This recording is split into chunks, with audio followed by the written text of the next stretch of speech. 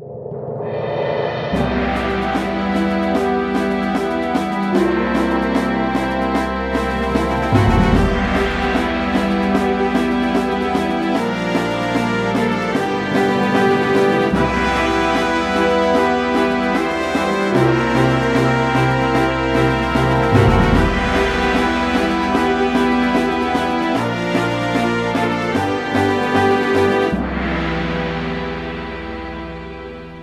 to the Arkham Sessions, everyone. This is the only podcast, at least the only one that we know of, that psychoanalyzes every episode of Batman the Animated Series.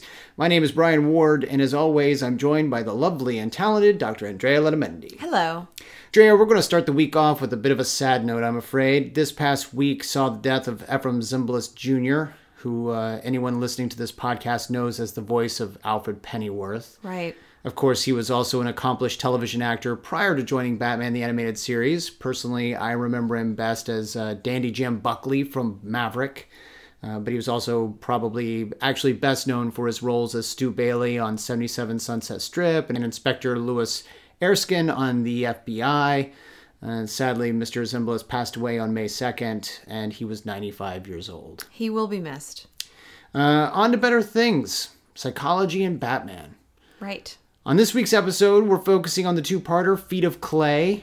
And yes, we're doing both parts in this episode. The two episodes were written by Marv Wolfman and Michael Reeves, respectively. Wolfman, of course, a bit of a legend of the comics industry. He created Blade and the Teen Titans and co-created the villain Bullseye, amongst others. And he had a decent run on Batman, where he actually created Tim Drake. So Marv is fully capable of contributing to Batman the Animated Series.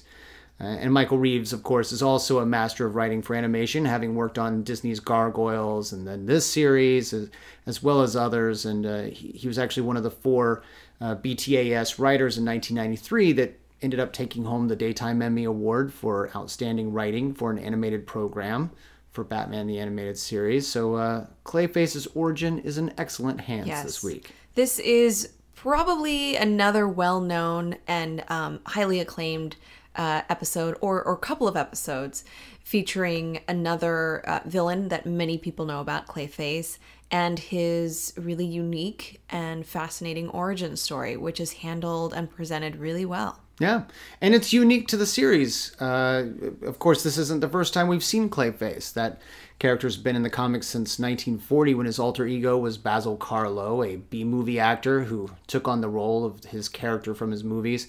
And then he took on a new name in the early 60s when Matt Hagen was introduced.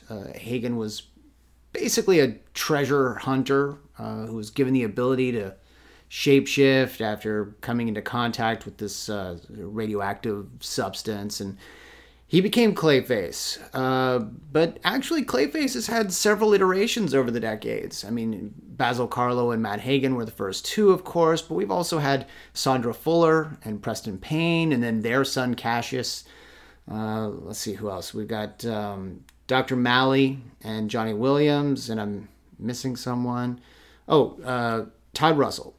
And the cool thing about it is that these characters are all independent of one another. Like, several of them have actually met. I mean, not to get on too much of a tangent, but Preston and Sandra and Basil and Matt all joined forces at one point and became the Mud Pack. What? Yes. So like it's like a Clayface club. Yeah, like Sandra was known as Lady Clay. And she and the third Clayface, Preston, they ended up breaking the first Clayface out of prison. And also the second one, I believe, was in prison. They got him out. The four of them got together. Batman took them all on and ended up winning. And then Preston Payne and Sandra Fuller actually had a kid. They had Cassius Clay. A little baby Clay. They did. It was Cassius Clay Payne. Cassius Clay, of course, is the name of Muhammad Ali before he became Muhammad Ali. And little baby Clay was a Clayface. So this is all back in the comics, in Yes. Batman comics. The Clayface that we learn of here in BTAS, this particular story in regards to how he becomes Clayface is unique to BTAS. It's an interesting sort of combination between the original Clayface, Basil, and the second Clayface, Matt Hagen, because Basil was a B movie actor, right? And Matt Hagen in Batman the Animated Series is an actor. Yeah. So we can certainly talk about that. Yeah, it has interesting themes of vanity and appearance and performance, and dealing with changes and dealing with, as we'll talk about, with trauma. Yeah. So let's talk about Feet of Clay. We start out at the Gotham Island tramway. Lucius Fox is there to deliver a series of incriminating documents to Bruce Wayne. Of course, we learn that Bruce isn't interested in using these documents to bring down Roland Daggett, who wants to control Wayne Enterprises himself. He instead wants to kill Fox and take the documents for himself. Of course, we know this can't possibly be Bruce Wayne, but if we needed any absolute proof, we cut to Batman, who hears a series of shotgun blasts and goes to investigate. Naturally, he takes down the common thugs, but the Bruce Wayne imposter gets away.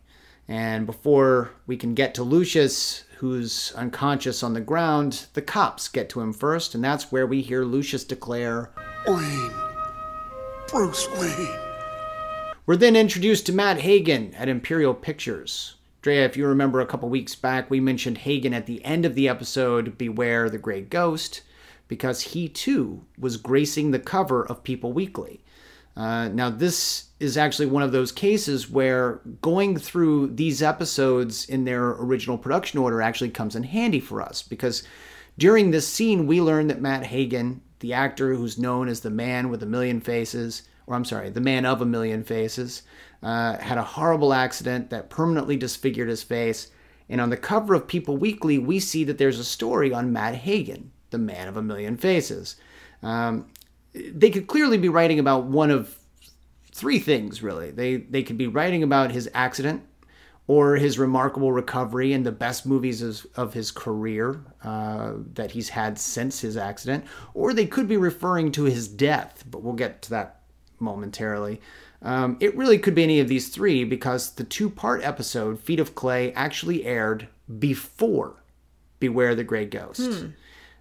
Feet of Clay Parts 1 and 2 aired on September 8th and 9th, 1992, while Beware the Grey Ghost aired almost 2 full months later on November 4th. So it's interesting, if you were to watch it in broadcast order, there's an article on Matt Hagen, presumably after we see the end of these episodes. But if you were to watch it in production order, he's just a celebrity on the front of I see. People Weekly. Right. A celebrated celebrity, Matt Hagen, the Man of a Million Faces. Like I said, during this introduction to Matt Hagen, we're informed that he was in an accident and that he needs a putty-like cream created by none other than Roland Daggett that helps him mold his face back to normal. We also learned that Hagen has had to do a number of things for Daggett in order to continue to receive the cream. But first things first, Ray, let's talk about Matt Hagen's career and what it means to have a handsome or beautiful face when you're a star or a starlet, and what that can do to him should he lose that asset. Well, I really like how we're introduced to him. We first see him in his movie trailer, looking in the mirror, searching for this particular cream. Come on, where are you? And we see his face. He's kind of it's a mix between a zombie and the beings from Eye of the Beholder, that Twilight Zone episode, like pig-faced but zombied, but he kind of actually reminds me of I know we're crossing publishers here, but he actually kind of reminds me of Jigsaw from the Punisher comics. Lots of scarring, basically a face that's been put back together. We see that he's very grotesque, and so our understanding, of course, is that he's been in some accident. He didn't always look this way. He used to be a handsome, ostensibly this movie star, debonair, I'm thinking George Clooney type guy. Sure. Held a lot of roles, won a lot of awards, and was known for his good looks. So for him to experience this life-altering trauma of being in a essentially a life-threatening accident, but also being permanently changed from that physically. Of course, there are psychological changes as well. He's got to completely, rethink his worldview. People are not going to see him the same way. He has to live his life completely differently. And of course, his livelihood, his career is impacted directly by this. And I imagine, we're seeing him at a point where he's already undergone or received this treatment, so to speak, where Right. he can alter his face back to what it used to be. But we can probably surmise that he was dealing with a lot of issues related to, how am I going to live my life as this disfigured guy? Yeah. How am I going to have a career this way? And surely that was difficult for him to do. As I look at this particular scene, two things. One, you come to the realization that not only does he have to be an excellent actor, but he's also got to be an amazing sculptor, because he's got to put his face together with his own hands. But more importantly, something that I realize is there so that we, the audience, can see a glimpse into Hagen's past. But I think it's fascinating that he keeps two large newspaper clippings on the mirror talking about his accident. So there's something there where every day that he goes into his trailer, he's got to be haunted by the fact that he is a man who is very different from how he had once been. Right. We cut away to Roland Daggett, and do I even have to say it? Daggett is a ginger. Not one of those orange-haired gingers, mind you. He has straight-up red hair, but he's a ginger nonetheless. For those of you keeping score at home, please chalk up another redhead to the villain column.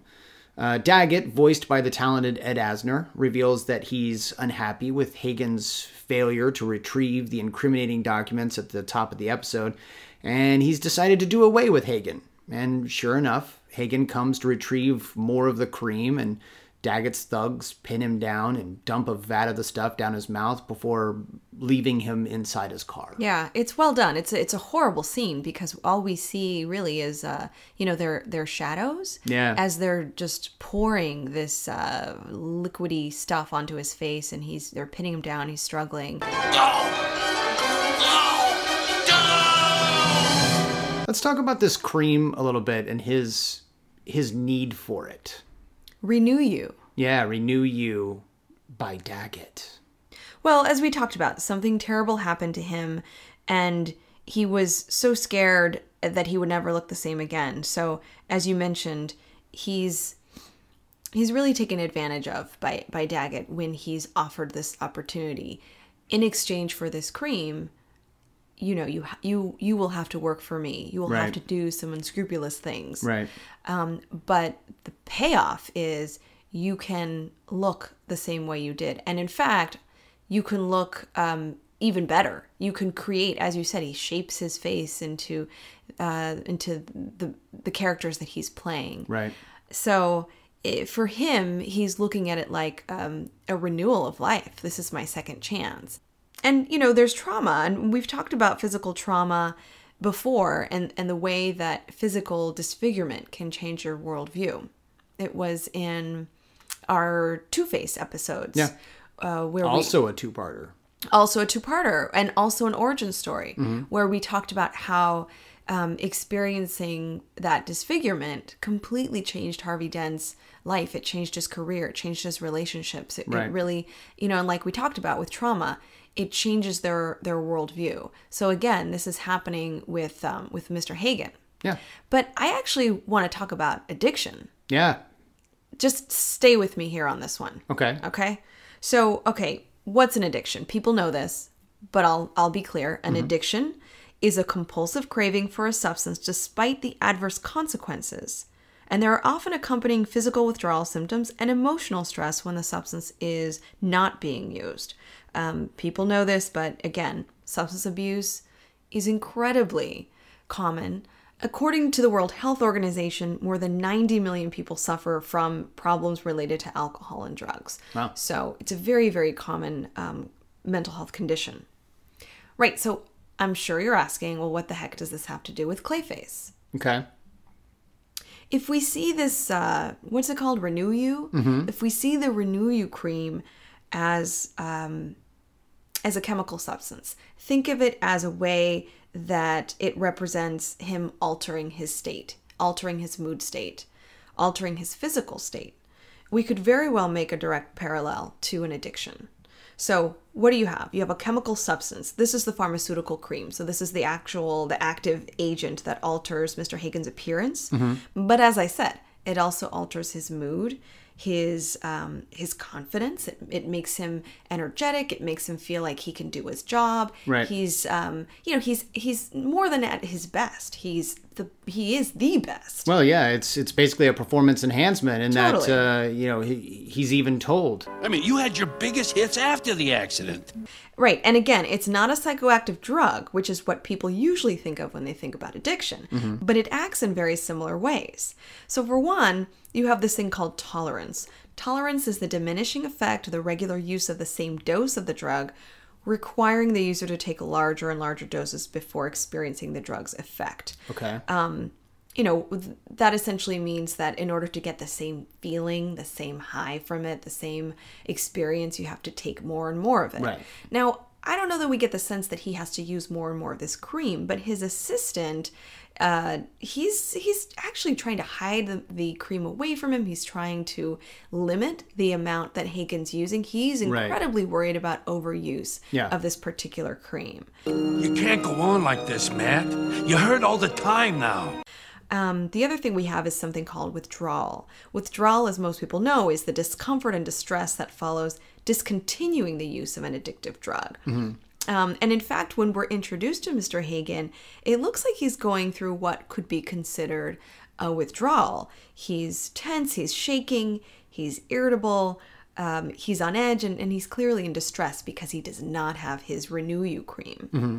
Of course, the type of withdrawal symptoms does depend on what drug someone is withdrawing from.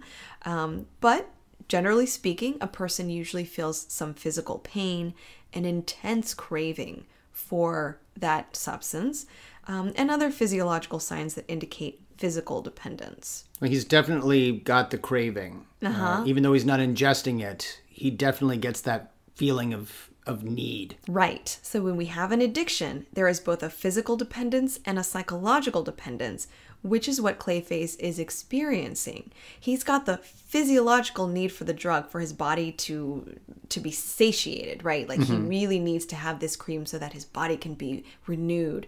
And he also uses it to relieve the negative emotions of the disfigurement, right? Right. The feelings of failure, the feelings of low self-value, the feeling that he's not quite right in society and that he's not what he used to be. That's the psychological dependence piece. Right.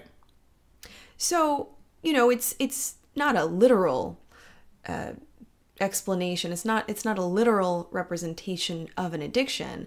But when I saw this episode most recently, it did come to mind that this is a symbolic representation of addiction, a lesson in what can happen to someone if they become physically and emotionally dependent on something that's, altering their physiological and their emotional state. So I think it's quite profound. Absolutely. And I think you make an excellent point. And personally, when I look at this episode, I see Hollywood actors and actresses and their addiction to maybe, I don't know, plastic surgery and being able to mold their faces. Well, there's that too. Especially lately, there's a lot of obsession with perfection. Yeah. And now with Botox and the ease of plastic surgery and lunchtime facelifts, that addiction to cosmetic procedures and alterations is very common. Ironically, it usually makes you look worse than when you went in, but that's all in the eye of the beholder. Well, that kind of speaks to the addiction too, right? That a person isn't, they don't have the insight Right. that we have right now to realize that it's excessive. It's interfering with their lifestyle. It's unnecessary. And these are all things that we can, probably say about a lot of people. Right. It's also quite possible that this episode is talking about, drug addiction that, as you said, actors and actresses may engage in. Sure. The one I thought about was cocaine. It's a very addictive substance, and the entertainers that use cocaine will use it as a stimulant. It causes euphoria, it causes a confidence boost and a lot of energy. And some entertainers and performers say that cocaine allows them to be in a very productive and creative state. But again, just like any illicit substance, it causes cardiovascular stress. It can cause paranoia and suspiciousness, and of course, a depressive crash when you're withdrawing. Right. So Batman learns that his alter ego, Bruce Wayne, has been implicated for the attempted murder of Lucius Fox, and he goes looking for answers. He finds Daggett's thug, Raymond Bell, and terrifies him with some really dangerous flying of the Batwing. But Bell faints before he can end up giving Batman any real info. So Bruce pays Lucius a visit at the Gotham City Hospital. So Drea, talk about what Lucius is going through here, because there was an attempt on his life by one of his good friends and his boss, Bruce Wayne.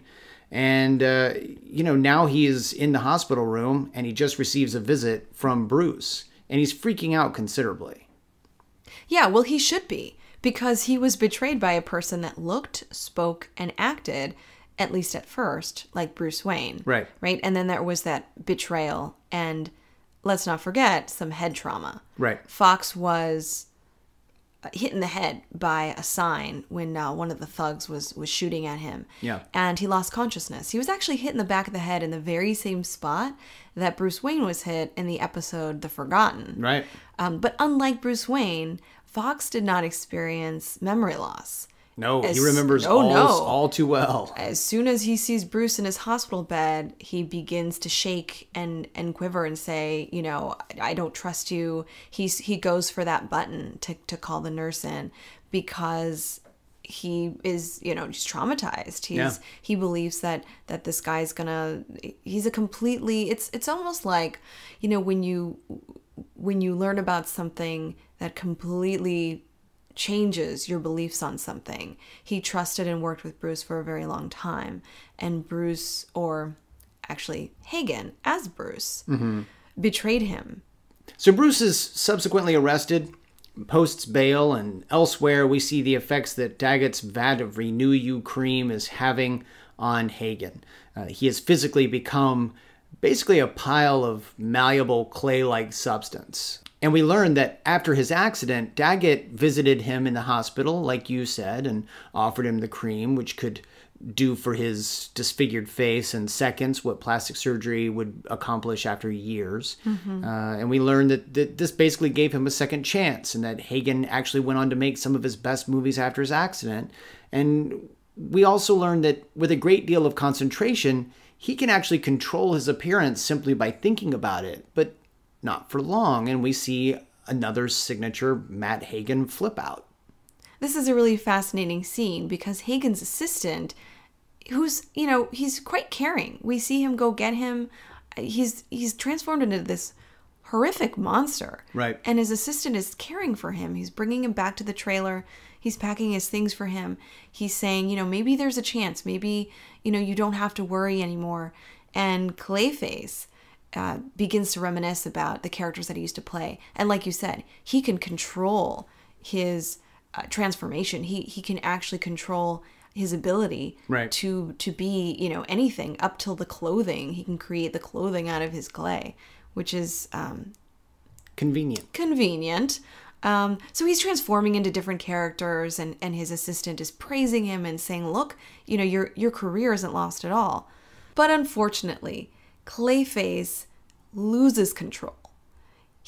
There's a moment where his assistant kind of goes toward him. It's kind of hard to tell. I don't know if he actually touches him, but he's offering affection, and CLAYFACE just transforms back into his clay body, and he just goes off. You broke my concentration. It won't work. Don't you see? It's too hard.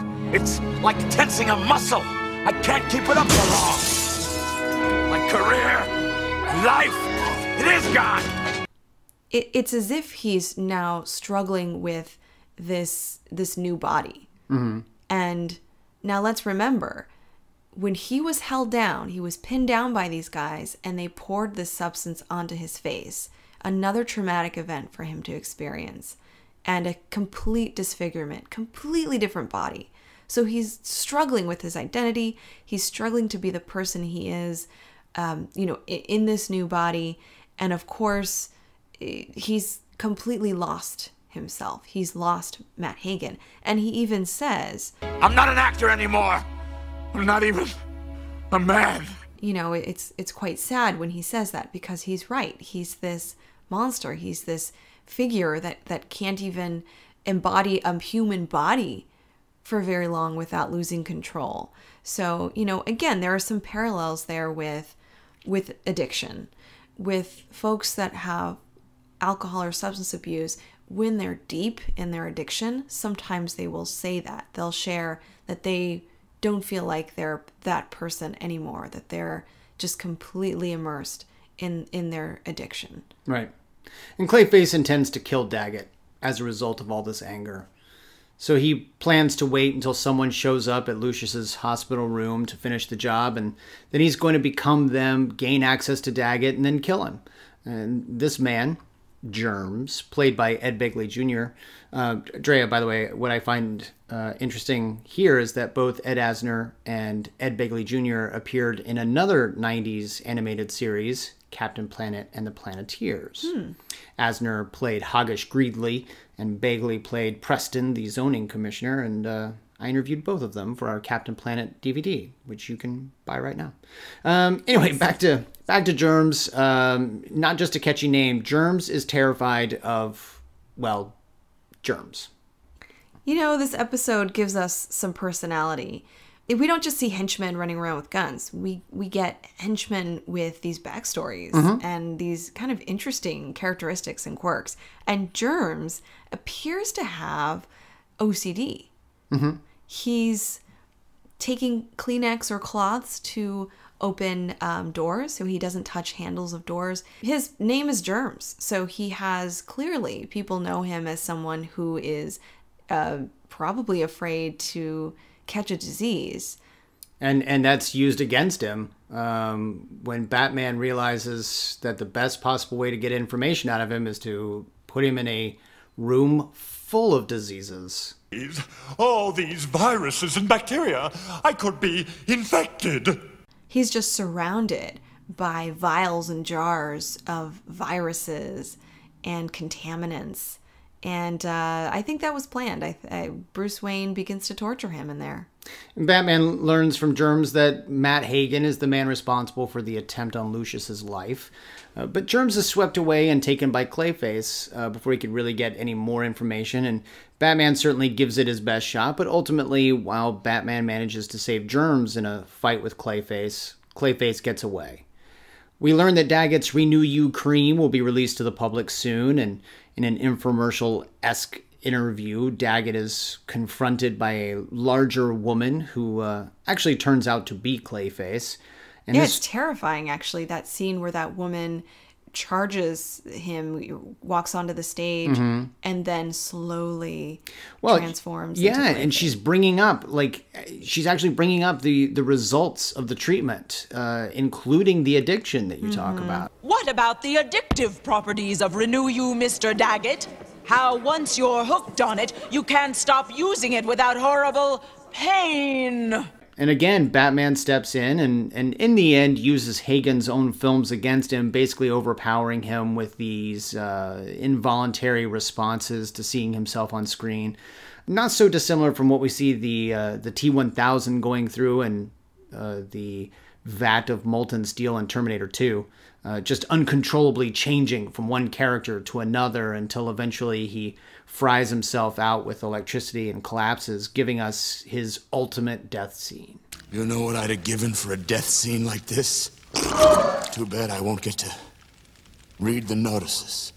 We learn that Daggett is indeed in custody, and that Lucius is well and relieved that Bruce isn't the person who tried to kill him. But we've talked about responses to trauma in the past, and this is actually something I want to ask you. We're clearly never going to see this, and we as the audience are kind of told that Lucius knows that Bruce isn't responsible, and he's okay with that. But realistically speaking, can Lucius ever expect any residual effects from looking into the face of the man he saw trying to kill him, even if he's aware that it wasn't Bruce? He can. You know, he's likely to have some doubts. He's likely to have potential nightmares, flashbacks. And again, he had that head trauma. So it was a life-threatening situation that he was in. But with some time spent with Bruce, regaining that trust and working with him in a trusting relationship, it shouldn't take too long for him to be able to recover that relationship. And we imagine they were probably close as colleagues before, so hopefully they can rebuild that relationship again. And we, of course, wouldn't want to see this be the end of our experiences with Clayface. Right. So through a series of tests, we also learned that the clay matter has no adverse effects to electricity. So Batman's come to the conclusion that Clayface has faked his own death. And we do see that he's absolutely right. There at the end with the woman laughing maniacally with those yellow eyes.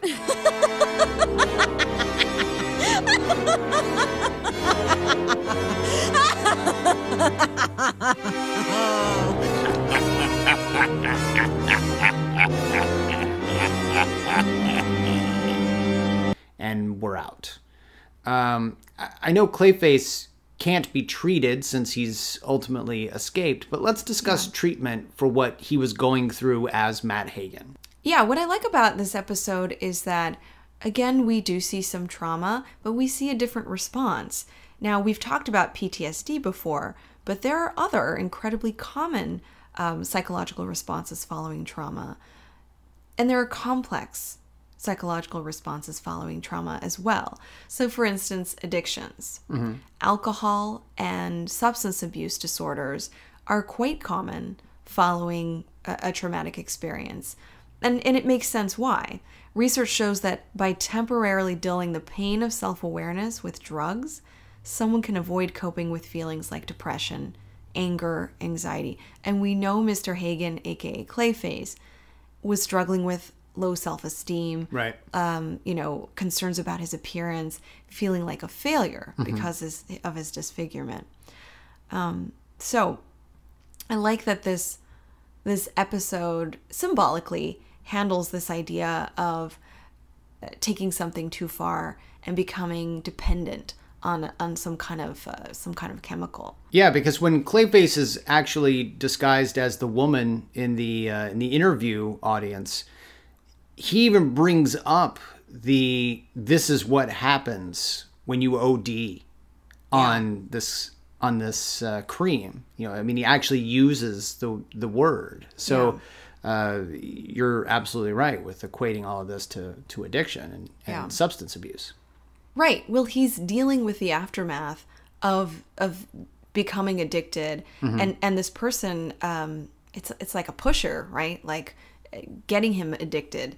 Unfortunately, as I said, addiction is incredibly common after trauma. It's a way of coping. It's a way of self-medicating, but it's also a way of dulling or numbing that emotional pain. So you've worked with people who have been victims of these traumas, and you've seen some of this firsthand. What does this sort of treatment look like? So when I was working at the Veterans Hospital, actually there was basically a substance abuse clinic. And the majority of the veterans that I worked with there had both trauma-related psychological problems like depression, PTSD, mood disorders, as well as a substance abuse disorder. So the clinic primarily treated co-occurring mental illnesses like trauma and substance abuse. So a treatment that we used quite frequently is called seeking safety. It's a psychotherapy that's aimed at helping people who have both a history of trauma as well as alcohol or substance abuse disorders. And so it helps with both dealing with feeling safe again, feeling like you won't be victimized, feeling like you won't be taken advantage of, as well as learning more adaptive and safe coping. So rather than going to the bottle, rather than going to the needle, developing some more appropriate, healthy kinds of coping mechanisms. Right. Social support, prayer, groups, extracurricular activities, other more pro-social types of things that you would do instead of engaging in substance abuse. So that is what you would consider a cognitive behavioral therapy for trauma and substance abuse problems.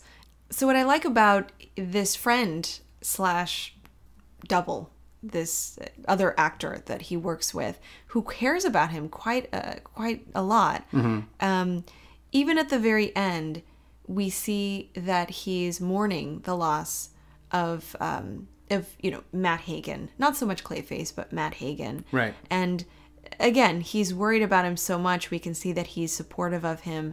And it's very reminiscent of a close friend, a colleague, or a family member who's worried about someone who's using or abusing drugs. Right. And so someone like that would be particularly helpful in introducing them into the therapeutic process and supporting them throughout their treatment. So that's all for me. What about you, Drea? For anyone interested in learning more about substance abuse disorders, PTSD, and other behavioral health issues, the place that I recommend is SAMHSA. We've mentioned SAMHSA before. SAMHSA is the Substance Abuse and Mental Health Services Administration. The website is www.samhsa.gov, and there is a ton of information there about services, treatments, and helpful features that can give people more information. And we'll also be sure to put that link on underthemaskonline.com. Absolutely.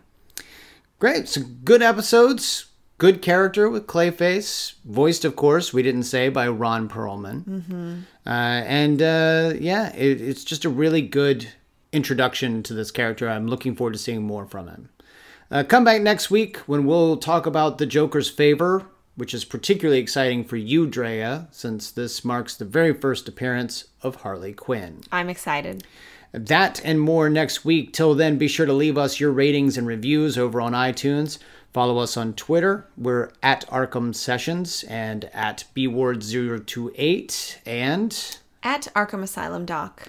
And come over and like us on Facebook. As always, send in your questions and comments to arkhamsessions@gmail.com. And check out the rest of Drea's site, where she's posted her psychological analysis of The Amazing Spider-Man 2 recently. Check it out. Yep, definitely read that. You can find that and more at underthemaskonline.com. Till next week, I'm Brian Ward. I'm Dr. Andrea Letamendi. And we are the Arkham Sessions.